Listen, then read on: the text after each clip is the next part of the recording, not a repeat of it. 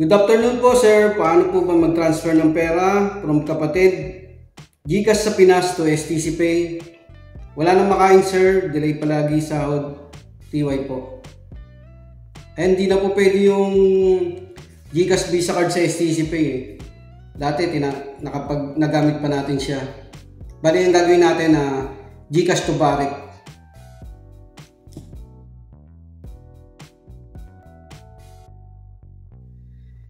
Yo, what's up mga kabayan? Welcome back sa aking channel, OFW Nonoy. Bali, sunod ko pong i-share na video is kung paano mag-add ng money sa mga online transfer apps dito sa Saudi Arabia. Gamit naman po yung GCash Visa card. Ayan, para masagot natin yung tanong ni kabayan. Good afternoon po sir, paano po ba mag-transfer ng pera from kapatid GCash sa Pinas to STC Pay? Wala nang makain sir, delay palagi sahod, TY po. Yan, dati nagamit po natin to sa STC Pay kaso ngayon hindi na siya tinatanggap. Bali gagamitin natin siya sa Barrick. Nakaraan nagamit po natin to sa URPay, nakapag-add money tayo. Ngayon naman tetestingin natin sa Barrick. Wala pong charge pag mag-add ng money gamit yung ATM ng GCash. Kung magkano po yung amount, i-convert lang sa real. Siya nga po pala, may mga video po tayo kung paano mag-order ng GCash Visa card at saka paano mag-activate. Ilalagay po natin yung link sa description ng video. Okay, simulan na po natin. Yan, buksan nyo lang yung Barrick apps nyo. Login lang po kayo. Sa dashboard, click nyo yung add money. Tapos, lagay na kayo ng amount dyan, 50 real. Testingin natin. Click nyo yung change. Ayun yung dalawang ATM na in-add ko nakaraan.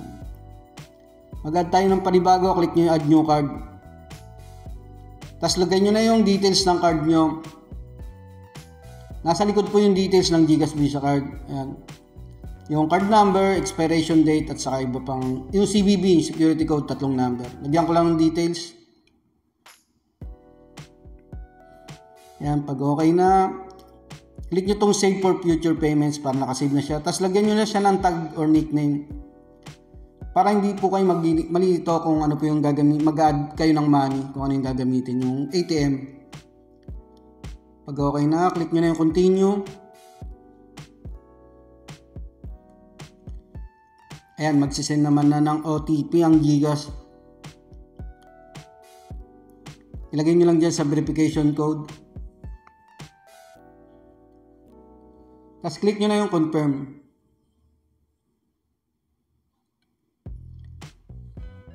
Ayan, verification result, account verification successful na. Ayan, nag-message na yung GCash na bawasan na yung amount natin, yung pera natin sa GCash, na transfer na rin sa Barrick. Ayan, nag-message na rin yung Barrick. Yung SMS, nag-send na sila.